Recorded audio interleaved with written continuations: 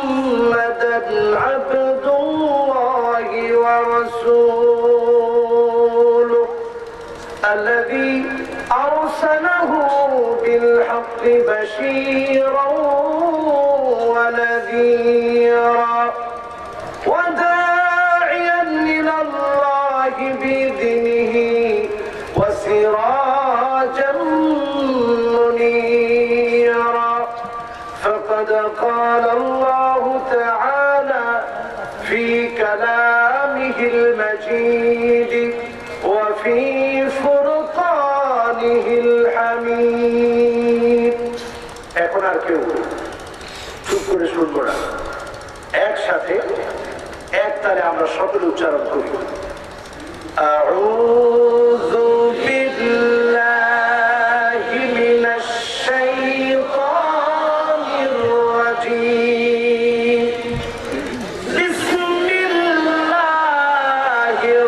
রাহমানির রাহিম ওয়াসিকাল্লাযীনা ইত্তাকাw রাব্বাহুম ইলাল জান্নাতি সুমারা হাত্তা ইযা জাউহা ওয়া ফুতিহাত আবওয়াবুহা ওয়া ক্বালা লাহুম খাযানাতুহা সালাম সালামুন আলাইকুম তিবতুম ফাদখুলুহা খালিদিন সকলে বলি সাদাকাল্লাহুল আযীম وقال تعالى في شان حبيبه مخبرا وآمرا إن الله وملائكته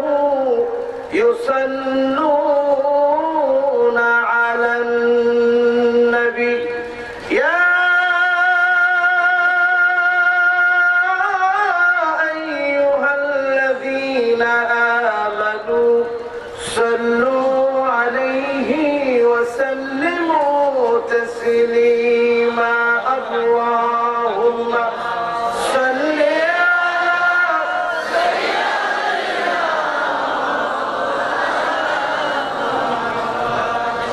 وعلى آله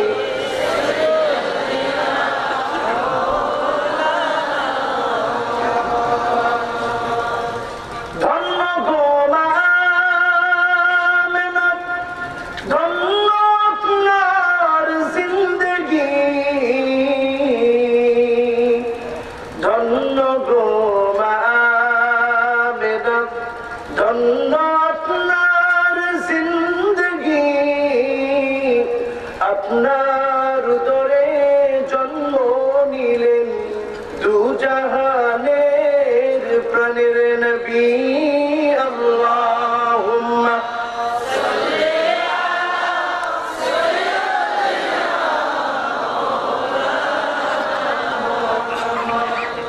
وعلى آل سيدنا مولانا محمد بلغ العلا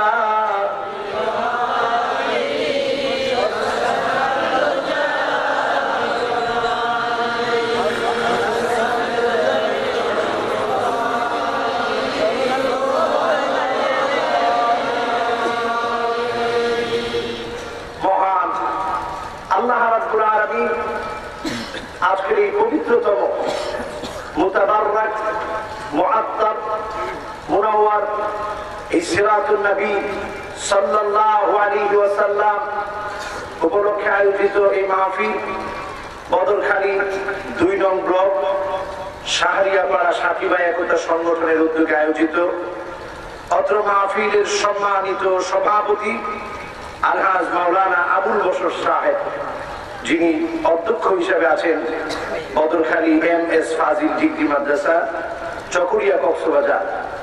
আল্লাহ পাক আমাদের এই প্রিয় উস্তাদ সমতুল্য আলেমে দ্বীনকে হায়াতে তয়্যিবা দান করুক। চিৎকার করে বলি আমিন।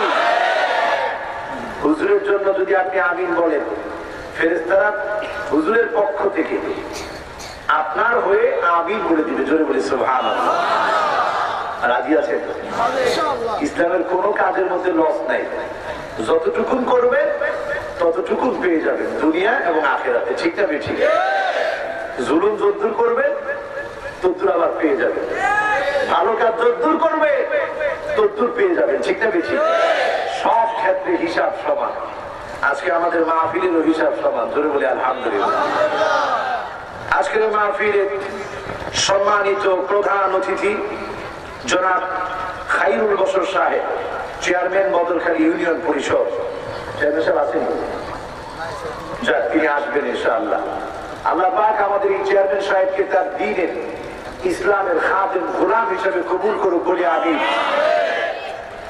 আজকের মাহফিলের প্রধান মুফাসসির আমরা যে সাইদি সাহেবকে হারিয়ে, যার কণ্ঠ থেকে আজ সেই সুর আমরা শুনতে পাই, গোটা বাংলাদেশে অল্প সময়ের ভিতরে আল্লাহ পাক যার কণ্ঠকে আমাদের হুজুরের মতো বানিয়ে আমাদেরকে শোনায়, আলহামদুলিল্লাহ। সেই মুফাসসির গোটা বাংলার আলেম কুলের গর্বরত্ন, মুফাসসিরে কোরআন আলহাজ মাওলানা আব্দুল্লাহ আল আমিন। আল্লাহ পাক আমার এই ভাইকে আল্লাহুম্মা নাওয়ির কলবাহু বিনূরিল কোরআন, চিৎকার করে বলি আল্লাহুম্মা আমিন। আজকের মাহফিলে আমার আগে আলোচনা করেছেন হাফেজ শরীয়তুল্লাহ জিহাদি সাহেব। আপনাদের এলাকার অত্যন্ত ভালো কথা বলে তিনি। আল্লাহ পাক দ্বীনের এই মুজাহিদকে তার দ্বীনের জন্য কবুল করুক বলে আমিন। আজকের এই মাহফিলের সঙ্গীত শিল্পী, কতদিনের কথা বলবো, শিল্পী নিয়ামতুল্লাহ নিজাম, সে যে কথাগুলো মায়ানমারের পক্ষে বলেছে, এটার ব্যাখ্যা করলে 3 ঘন্টা সময় লাগবে। 3 ঘন্টার কথা যে 5 মিনিট আপনাদেরকে শোনায় দিল, আল্লাহ পাক তার কণ্ঠের ভিতরে আরো বরকত দিয়ে তার মেধাকে প্রসন্ন করে দিয়ে নিজের খাদেম হিসেবে কবুল করে বলে আমি। বাস, ভূমিকার কথা এতটুকু শেষ। যে মহান মুনিব আজকের এই পবিত্রতম আয়োজনে আমাদেরকে আসার বসার বলার ও শোনার তৌফিক যে আল্লাহ পাক দান করলেন, আসুন আনন্দ চিত্তে সমবেত কণ্ঠে সে মহান মালিকের আলিশানে কণ্ঠ ছেড়ে দিয়ে প্রশংসা করি, জবান খুলে পড়ি কালিমাতুশ শুকর আলহামদুলিল্লাহ। খুশি না বেজা? কম না বেশি? আওয়াজ এরকম মনে হয়, কারণ এই মাটির সন্তান যারা, আমার কাছে তো মনে হয়, কারণ আমি গোটা বাংলাদেশে প্রোগ্রাম করতে গিয়ে দেখেছি অন্যান্য দেশের শ্রোতা যারা, তারা দুরাসাপ মার্কা মুসলমান। কি মার্কা? মানে মারে না কেউ, জুসদাস করে না কেউ, ফুসফাস ভুটা দুই আন্ত তেরে মেরে ঠান্ডা করে দেব ঠান্ডা। এই মার্কা মুসলমান হলো বাংলাদেশের অন্য অঞ্চলের শ্রোতারা। আর এই এলাকার শ্রোতারা হচ্ছে ওই মানে এক খাতেতে শক্ত, এক খাতেতে তসবিহ ছড়া, আরেক খাতে শক্তি, যেমন ছিল সুফি সাধক তেমন ছিল রণবীর। ঠিক না ঠিক? ওই রণবীর হওয়া লাগবে। এক হাতে থাকবে শক্তি, আরেক হাতে থাকবে তসবিহ ছড়া। যেমন অবস্থান থাকবে তাসাউফের ময়দানে, সুফিবাদে, ঠিক তেমনি রাজপথে অবস্থান থাকতেই হবে মুসলমান। ঠিক না ঠিক? আজকে যারা আমরা এখানে বসেছি ঈমানের দাবিতে, আল্লাহ রাব্বুল আলামিন প্রত্যেকটা গোলামকে ভাই ভাই করে বসাই, প্রত্যেক গোলামের ভিতরে কোরআন হাদিসের কথাগুলো আল্লাহ তাআলা প্রবেশ করাই দিন বলে আমি। আজকে পবিত্র কোরআনুল কারীম সূরা জুমার আয়াত নাম্বার 73 তেলাওয়াত করেছি। বিমাশিয়াতিল্লাহি তাআলা ওয়া বিতাওফীকিহি ব্যাখ্যা করব যদি আল্লাহ তৌফিক দান করে, বলি ইনশাআল্লাহ। তার আগে আসুন, এই মাসটা কোন মাস? যারা বললেন না কোন মাস, অত্যন্ত আমি আনন্দ পেলাম মন থেকে। এর কারণ কি? আপনারা বুঝতেই পারতেন এই মাসটা ডিসেম্বর মাস। কতটা ভুল না সঠিক? ভুল না সঠিক? কিন্তু আমার নবীর জন্মের মাসকে মুসলমানরা কখনো শুধু ডিসেম্বর দিয়ে থামতে পারে না, বরং মুসলমানের কণ্ঠে আগে আসবে রবিউল আউয়াল মাস। ঠিক না ঠিক? কারণ এটা শুধু বাংলাদেশের স্বাধীনতার মাস নয়, গোটা পৃথিবীর মুসলিম মিল্লাতের, গোটা পৃথিবীর মানবতার, গোটা পৃথিবীর মুসলিম জনতার জন্য বিজয়ের মাস। ঠিক না ঠিক?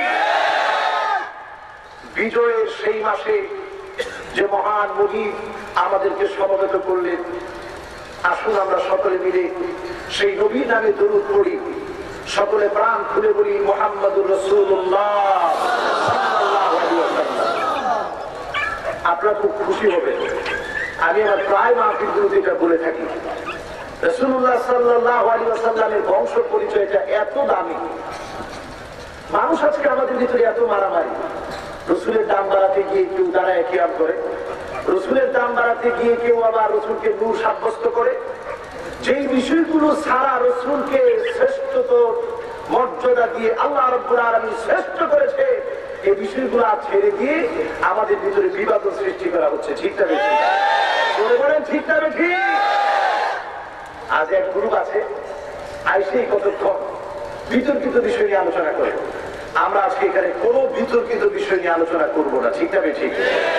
রসুলের সম্মান আমাদের কাছে এত দামি, যদি আমার নবীকে নিয়ে যদি কোনো কথা বলা হয়, বাম রাম নাস্তিক মুরতাদ বিরোধী যদি কোনো কথা বলে, আমরা আমাদের জীবন দিয়ে আল্লাহর নবীর সম্মান রক্ষার্থে প্রস্তুত। ঠিক না ঠিক?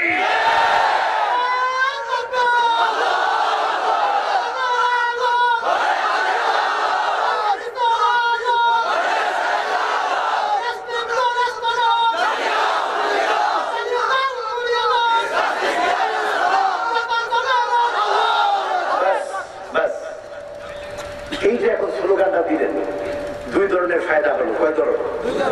জোরে বলতে হবে, কয় ধরন? যে সমস্ত বাম রাম নাস্তিকদের পিছনে স্লোগান দেওয়া হয়, তাদের পিছনে স্লোগান দিলে আল্লাহর আরশটা থরথর করে কাঁপে। ঠিক না ঠিক? এটা এখন স্লোগান দিলাম কার নামে? আল্লাহ রাব্বুল আলামিন পবিত্র কোরআনুল কারীমে নিজে বলেন, ওয়াকাব্বিরহু তাকবীরা। স্লোগান দিবা আমি আল্লাহর নামে, বড় করে প্রকাশ করবো আমি আল্লাহর নাম। যদি আমি আল্লাহর নাম বড় করে প্রকাশ করো, কণ্ঠের ভিতরে জোর দিয়ে দিবা আমি আল্লাহ। ঠিক না ঠিক? এই জন্য দেখবেন বাজে নেতাগুলো যখন কথা বলে 2 মিনিট 3 মিনিট বক্তব্য দেওয়ার পর বলা বন্ধ। আর আমরা যারা বক্তারা কথা বলি আলহামদুলিল্লাহ কোরআন হাদিসের কথা 2 মিনিট 3 মিনিট নয়, ঘন্টার পর ঘন্টা কথা বললেও যে মহান মনিব কণ্ঠের ভিতরে বরকত দিয়ে নুরানি বানাইছেন তিনি কে?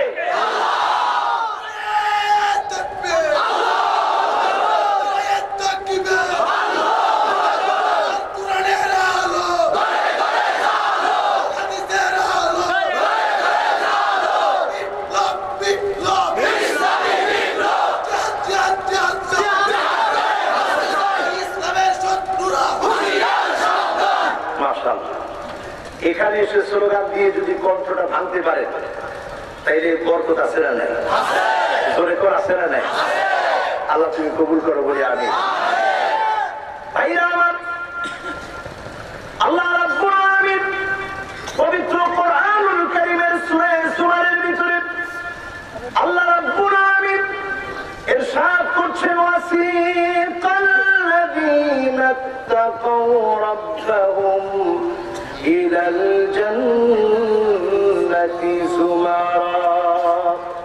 দুনিয়ার মানুষেরা প্রকৃতপক্ষে তোমরা যদি আল্লাহ রাব্বুল আলামিনকে ভয় করতে পারতাম, আল্লাহর পাককে যদি তোমরা ভয় পেতে, আল্লাহর ভয় দিয়ে যদি তোমাদের কলিজাটা তোমরা রঙিন করতে পারতে, আল্লাহর ফেরেশতারা তোমাদেরকে অভ্যর্থনা দিতে দিতে, তোমাদেরকে পিছন থেকে সামনে থেকে অভ্যর্থনা দিয়ে দিয়ে ডেকে ডেকে আল্লাহর জান্নাতের দিকে নিয়ে যেতে। জোরে বলি সুবহানাল্লাহ। এরপর আল্লাহ বলেছেন, ওয়াফুতিহাত হালিয়া, যে ওয়াদি আল্লাহ পাক অবস্থা বর্ণনা করেছেন। আল্লাহ বলেছেন ওই জান্নাতের সামনে যখন তোমরা যাবে, ওয়াফুতিহাত আবওয়াবুহা, জান্নাতের সামনে যাওয়ার সঙ্গে সঙ্গে আল্লাহ রাব্বুল আলামিন জান্নাতের দরজাগুলো খুলে দিবে। শুধু খুলে দিবেন না, ওয়াকালা লাহুম খাযানাতুহা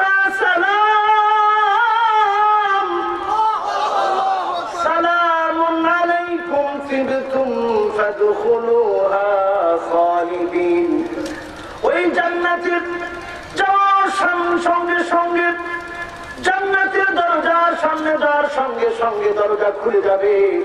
ফেরেশতারা দেখে বলবে, ও দুনিয়ার লোকেরা, ও জান্নাতীরা, এই হলো তোমাদের জান্নাত। এই জান্নাতে নিরাপদের সাথে, নিরাপত্তার সাথে চিরস্থায়ী আল্লাহর জান্নাতে প্রবেশ করো। জোরে বলি সুবহানাল্লাহ। জান্নাত চাই কি চাই না? জোরে বলি চাই কি চাই না? জান্নাত কি মাটির নিচ না উপরে? হ্যাঁ, উপরে না নিচে পড়ে আসে? আগে বলে না মরলে কি জান্নাতে যাওয়া যায়? হ্যাঁ, না মরে জান্নাতে যেতে পারবেন? তাইলে আমরা ছিলাম কোথায়? জান্নাতে। ছিলাম কোথায়? আসলাম কোথায়? যেতে চাই কোথায়? চিৎকার করে বলে যেতে চাই কোথায়? এই জন্য মুমিন তার জীবনে জেল, জুলুম, নির্যাতন, নিপীড়নকে ভয় করে না। কারণ মুমিন ব্যক্তি জানে, যদি আমার জীবনটা শেষ হয়ে যায়, এই জীবন শেষ নয়, এই জীবনের পরে এমন জীবন আছে, সেই জীবনে আল্লাহ রাব্বুল আলামিন বিনা হিসেবে আল্লাহর জান্নাতের মালিক বানায় দিবেন। জোরে বলি সুবহানাল্লাহ। দুনিয়ার জীবনটা হলো স্বল্প সময়। কান্নাহুম ইয়াওমা ইয়ারাউনাহা লাম ইয়ালবাসু ইল্লা আশিয়াতান আও দুহাহা। দুনিয়ার জীবনটা এত ছোট, দুনিয়ার জীবনটা এত স্বল্প, আখিরাতের জীবনের সামনে দুনিয়ার জীবনটা কত ছোট, কত স্বল্প। মাত্র 50-60 বছর, 70-80 বছরের জীবনটাকে যদি আল্লাহর জান্নাতের সময় দিয়ে যদি ক্যালকুলেট করেন, ক্যালকুলেশন করেন, মাত্র সকাল সন্ধ্যার ভিতর দিয়ে ফুরিয়ে যাবে। আর যে জীবনের শুরু হবে কোনদিন শেষ নাই, সেই জীবনের নাম হলো আখিরাতের জীবন। কোন জীবন? জোরে কোন কোন জীবন? এজন্য আমরা মুমিনরা আল্লাহর কাছে যে জীবনের প্রত্যাশী, সেই জীবনের নাম হলো আখিরাত। আজকের মাহফিলটা সিরাত মাহফিল। আমার নবীর কথা না বললেই নয়। আল্লাহর নবীকে আল্লাহ রাব্বুল আলামিন দুনিয়ার মধ্যে প্রেরণ করেছেন, শ্রেষ্ঠ মানুষ বানিয়ে, শ্রেষ্ঠ চরিত্র দান করে। আল্লাহর নবীর শ্রেষ্ঠত্বের জন্য এটাই যথেষ্ট। আল্লাহর নবী বলেছেন, কুনতু নাবিয়্যান ওয়া আদামু মুনজাদিলুন বাইনাল মাই ওয়াত তিন। তখন আমি নবী ছিলাম যখন আদম আলাইহিস সালাম মাটি আর পানির মাঝখানে সৃষ্টির সিদ্ধান্তে ছিলেন। সৃষ্টির সিদ্ধান্তে যখন ছিলেন, মাটি আর পানির মাঝখানে সৃষ্টির সিদ্ধান্তে যখন ছিলেন, আমি নবী তখন থেকেই নবী ছিলাম। জোরে বলি সুবহানাল্লাহ। এজন্য রাসূলুল্লাহ সাল্লাল্লাহু আলাইহি ওয়াসাল্লামের মান বাড়ানোর জন্য বিরোধ সৃষ্টি করার দরকার নাই। আমার নবী তো সেই নবী যিনি তার শ্রেষ্ঠত্বের ব্যাপারে বলেছেন, আনা সাইয়্যিদু ওয়ালাদি আদম। এই পৃথিবীতে যত আদম সন্তান এসেছে, শুরু থেকে নিয়ে শেষ পর্যন্ত সবার নেতা হচ্ছে আমি নবী। জোরে বলি সুবহানাল্লাহ। এটা আমার নবী তোমার, আমার নেতা তোমার নেতা কে? তারা বলতে পারলেন আমার নেতা তোমার নেতা কে? আমার নেতা তোমার নেতা বিশ্ব নবী মুস্তাফা। ঠিক না ঠিক? বাজে নেতাদের পিছনে ঘুরে আজ আমাদের সময় শেষ হয়ে যাচ্ছে, আমাদের সময় ফুরিয়ে যাচ্ছে। আমরা যদি নেতা খুঁজতে হয়,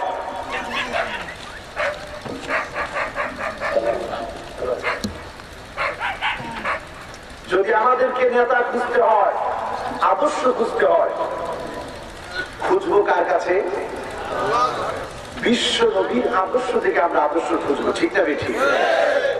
চেয়ারম্যান সাহেব এসেছেন, এজন্য ওনাকে অনেক ধন্যবাদ।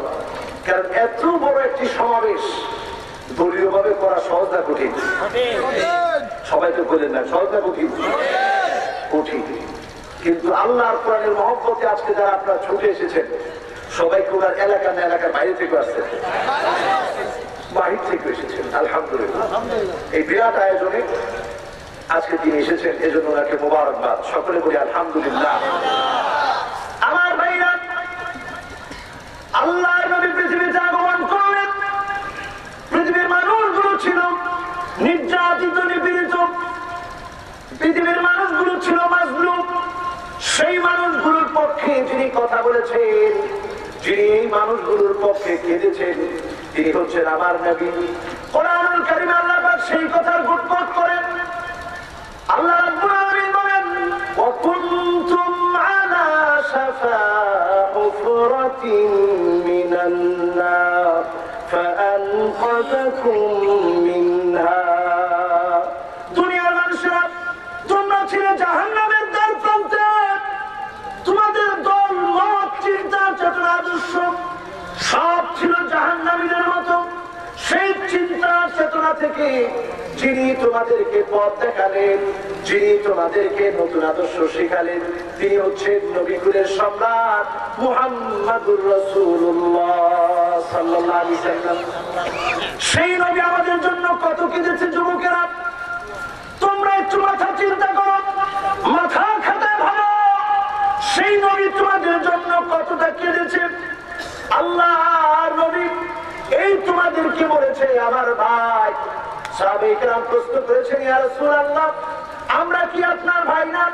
আল্লাহর নবী বলেছেন, না, তোমরা আমার ভাই না, আনতুম আসহাবী, তোমরা তো আমার সাহাবী। আর আমার ভাই হলো তারা যারা পরবর্তী জীবনে আসবে, জীবনে চলার পথের মানদণ্ড হিসেবে আমাকে বেছে নিবে, পথ চলা হিসেবে আমাকে বেছে নিবে। তাদের চেহারার ভিতরে থাকবে কুররান মুহাজ্জালিন, চেহারাটা ওযুর সাথে ঝকঝক ঝকঝক করবে। আল্লাহু আকবার। ও মুসলমান, সেই নবী আমাদেরকে ভাই বলে আমাদের জন্য কেঁদেছেন। কতটা কেঁদেছেন? আল বিদায়া ওয়ান নিহায়ার ভিতরে এসেছেন আল্লাহর নবী, বিশ্ব নবী। মুসালসাল এমন 6টা মাস ছিল। আনাস রাদিয়াল্লাহু তাআলা আনহুর মা বলেন, ওয়া কানা তান্নুরুনা ওয়া তান্নুর রাসূলিল্লাহি সাল্লাল্লাহু আলাইহি সাল্লাম মা বাদ। আল্লাহর নবীর চুলা মুবারক আর আমি আনাসের মায়ের চুলা মুবারক ছিল পাশাপাশি। আমি আল্লাহর নবীর চুলার দিকে তাকিয়ে থাকতাম। আমি দেখতাম একদিন যদি বিশ্ব নবীর চুলাটা জ্বলে, আর একদিন বিশ্ব নবীর চুলাটা নিভে আছে। আল্লাহু আকবার। হযরত ওমর ফারুক রাদিয়াল্লাহু তাআলা আনহু তিনি বলেন, বুখারীতে বর্ণনা এসেছে, মুসলিমে এসেছে, আল-লুলু ওয়াল মারজান ফি মাত্তাফাকা আলাইহি শাইখানের ভিতরে এসেছে, আল্লাহর নবী কোন একদিন ঘুমায় আছেন। ওমর ফারুক রাদিয়াল্লাহু তাআলা আনহু অনুমতি নিয়ে ঢুকলেন। আল্লাহর নবী ঘুম থেকে যখন শোয়া থেকে উঠে বসলেন, নবীজি পিঠ মুবারক ছিল এত সুন্দর, এত সুন্দর ছিল, ইয়াতালাআলা ওয়াজহুহু কাতালালুল কমর, চাঁদ যেমন ঝলমল ঝলমল করে, বিশ্ব নবীর পিঠ মুবারক এমন ঝলমল ঝলমল করছিল। আর ঝলমলে পিঠের ভিতরে দাগগুলো পড়েছিল। আল্লাহু আকবার। ওমর রাদিয়াল্লাহু তাআলা আনহু কান্না শুরু করে দিলেন, ইয়া রাসূলুল্লাহ, ইয়া হাবিবাল্লাহ, রোমার পারস্যের সম্রাটদের কি এমন আছে যা আপনার নাই? আপনি তো রাহমাতুল লিল আলামিন, পৃথিবীর মানুষগুলোকে জুলুম নির্যাতন থেকে বাঁচিয়েছেন, জাহান্নামের পথ থেকে টেনে এনেছেন, কি এমন আপনার নাই? আপনি কেন কষ্ট করেন? আপনার পিঠে কেন দাগ পড়ে আছে? আল্লাহর নবী বললেন, মা ইউবকিকা ইয়া ওমর, ওমর কোন জিনিস তোমাকে কাঁদায়, কেন তুমি কাঁদো? ওমর বারবার বলতে লাগলেন, ইয়া রাসূলুল্লাহ, আপনার পিঠে দাগ পড়া আমার সহ্য হয় না, এজন্য আমি আপনার পিঠ মোবারক দেখে দেখে কাঁদি। আল্লাহু আকবার। ও মুসলমান, এটা মনে করেন না, এটা মনে করার কোন সুযোগ নাই। আমার নবীর সম্পদ ছিল না, এটা মনে করার কোন সুযোগ নাই। আমার নবী কি সম্পদ চাবেন? আল্লাহ নবী বলেছেন, লাউ আরাদতু, যদি আমি নবীর মনে শুধু চাই, কুলতু বলেন নাই, মুখে বলার দরকার হবে না, শুধু যদি আমি নবীর মনটা শুধু চাই, লাসারাল উহুদু যাহাবা, উহুদ পাহাড়টা 8 কিলোমিটার লম্বা। কয় কিলোমিটার? জোরে বলতে হবে, কয় কিলোমিটার? 8 কিলোমিটার বড় উহুদ পাহাড়টি যদি শুধু আমার মনটা শুধু একবার চায়, 8 কিলোমিটার বড় উহুদ পাহাড়টাকে আল্লাহ পাক সোনা আর রূপা বানায়া আমি নবীর ডান আর বাম দিকে আল্লাহ চড়াইয়া দিত। তিনি কি সম্পদের কাঙ্গাল ছিলেন? তিনি কি গরিব ছিলেন? আমার নবী কেঁদেছেন কাদের জন্য? আমার নবী কেঁদেছেন উম্মতের মায়ায়। আয়েশা সিদ্দিকা রাদিয়াল্লাহু তাআলা আনহা বুখারীর বর্ণনা বলেন, হাত্তা তাওয়াররামাত কদামাহু, সকালে যখন আমি উঠতাম আল্লাহর নবীর পায়ের দিকে তাকায় দেখতাম পাগুলা ফুলে গেছে। সারা রাত আল্লাহর নবী সিজদায় পড়ে পড়ে কেঁদেছে, আল্লাহুম্মা উম্মতি আল্লাহুম্মা উম্মতি। আল্লাহ তাআলা আমার উম্মত আমার উম্মত আমার উম্মত বলে বলে বিশ্ব নবী কেঁদেছে। আর আজ উম্মতদের অবস্থা, উম্মতরা আজ রাসূলকে চিনে না। নাস্তিক মুরতাদগুলো আমার নবীকে শাহবাগ থেকে গালি দিয়েছে, ঠিক না ঠিক? আর যারা সুন্নিয়তের দাবি করে আমার নবীকে গালি দেওয়ার পরও তারা কোনো প্রতিবাদ করে নাই, ঠিক না ঠিক?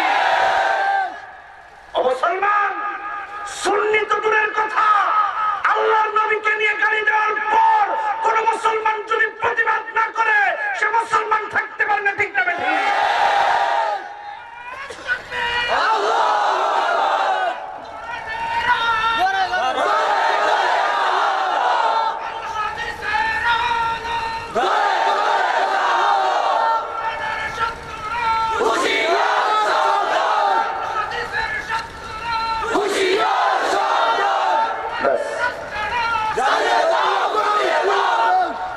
শাহবাগীরা বেশি দিন ঠিকবে না, বলেন ঠিক না ঠিক? কারণ আমার নবী আদর্শ প্রতিষ্ঠা করে গেছে। মাইকেল এই ছাড় আমার নবীর বিরুদ্ধাচরণ করতে পারে না, পক্ষেই বলেছে, ঠিক না ঠিক? অবশ্যই জীবনী লিখেছে, 100 পিপলসের জীবনী লিখতে গিয়ে আমার নবীকে বাদ দিতে পারে নাই।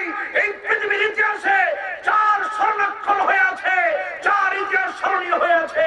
তিনি নবী কুলের সম্রাট মুহাম্মদ রাসূলুল্লাহ সাল্লাল্লাহু আলাইহি ওয়াসাল্লাম। কারণ তিনি উম্মতের মায়ের কাছে। যত নেতা বলেন, যত নেত্রী বলেন, এমপি বলেন, মন্ত্রী বলেন, যাই বলেন না কেন, এমন কোন নেতা নেই আপনার জন্য কাঁদবে, আসেনি? জোরে করে আসেনি? ভিতরে ভিতরে খালি চিন্তা করে কেমনে ওনার পেট ফুলাইয়া, হ্যাঁ ঠিক হবে, ঠিক? এটা কেন? কারণ তাদের ভিতরে আল্লাহর ভয় নাই, কি নাই? যে কথা রাসূল ওমরকে বলেছিলেন, ওমর, ওরে ওমর তুমি কেঁদো না, কারণ রোম আর পারস্যের সম্রাটদের কাছে দুনিয়া বড়, ওয়ালানাল আখিরাহ, আর আমাদের কাছে আল্লাহর আখিরাত বড়। জোরে বলেন কি বড়?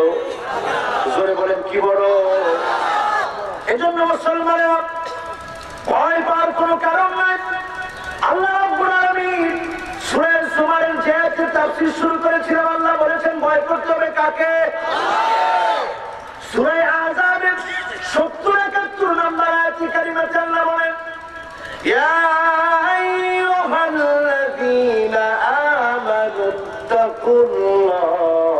ওয়া কুলু কওলান সাদীদা ইউসলিহ লাকুম আমালাকুম ওয়া ইয়াগফির লাকুম যুনুবাকুম। আল্লাহ রাব্বুল আলামিন বলেন, দুনিয়ার মানুষরা ভয় করতে হবে আমি আল্লাহকে।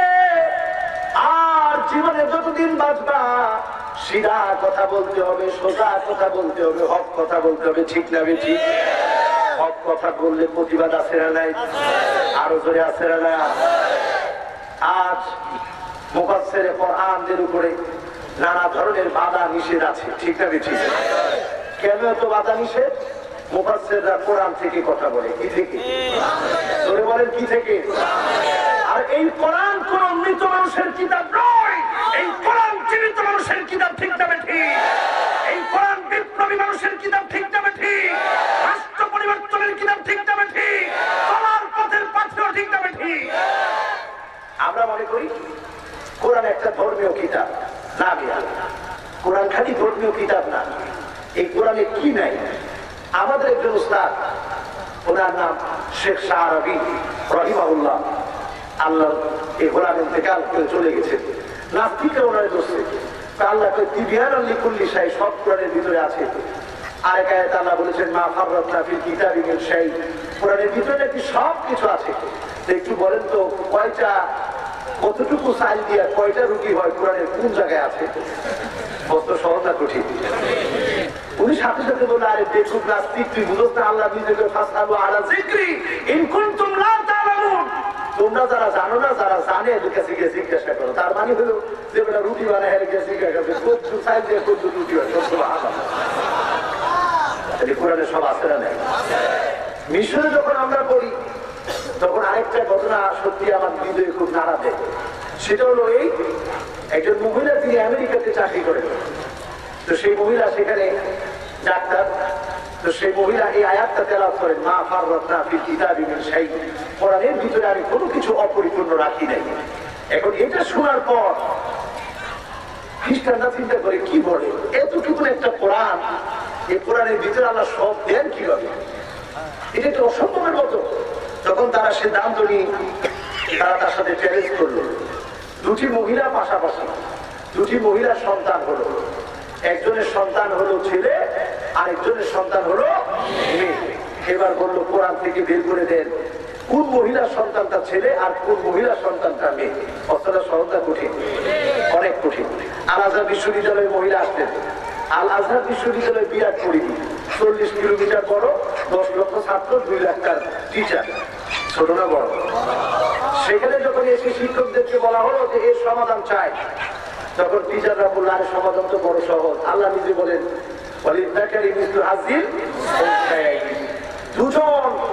দুজন মহিলার সমান আল্লাহ তারা একটা পুরুষকে অংশ দেন। তার মানে খাদ্য চাহিদায় পুরুষের চাহিদা বেশি, এই জন্য আল্লাহ রাব্বুল আলামিন মাতৃগর্ভ থেকে খাদ্য উপাদান যতগুলো রয়েছে পুরুষের জন্য আল্লাহ বেশি তৈরি করেছে, মহিলার জন্য আল্লাহ কমাই দিয়েছেন। জোরে কোন সুবহানাল্লাহ। এই ইনসাফ কার? জোরে কোন কার? আসলে আপনি দুধ খাইতে পারেন, আপনার বউ খেতে খাইতে পারেন, খাইতে পারেন। ওই মহিলা ওখান থেকে ফিরে আসলেন, এসে এবার দুজন মহিলা তাদের খাদ্য গ্রহণ করে, খাদ্য যখন গ্রহণ করলো সেই খাদ্য গ্রহণ করে টেস্ট করা হলো। টেস্ট করার পর দেখলো একজনের দুধের ভিতরে ক্যালোরি কম আর আরেকজনের বেশি। যারটা বেশি তার এখানে ছেলেটাকে রেখে দিলেন, আর যারটা কম তার এখানে মেয়েটাকে রেখে দিলেন। জোরে বলি সুবহানাল্লাহ। তাহলে কোরআনে সব আছে না নাই? তাহলে কোরআনের একটা রাজনীতি আছে, ঠিক না বেশি? জোরে কোন ঠিক না বেশি? কোরআনের রাজনীতির কথা বললে সবাই একটু রাগ করে। কোরআনের রাজনীতি আছে না নাই? কোরআনের রাজনীতি হলো আল্লাহ নবী যখন কোরআনের দাওয়াত দিতে গেলেন, তার মানে রাজনীতি শুরু হয়ে গেল। লোকেরা বলতে লাগলো ইন্নাকা লামাজনুন, মুহাম্মদ সাল্লাল্লাহু আলাইহি ওয়াসাল্লাম পাগল। শুনে কি মানুষ বিরত হলেন? পাগলের কথা শোনার জন্য মানুষগুলা দলে দলে আসতে লাগলেন। আল্লাহর নবীর কথাগুলো ছড়িয়ে যেতে লাগলো।